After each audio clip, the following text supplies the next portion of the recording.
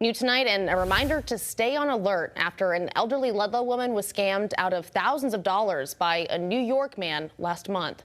Investigators say 43-year-old Suki Chen of Flushing, New York, pretended to be a Federal Trade Commission agent, claiming there was a fraudulent purchase and the victim's finances were compromised.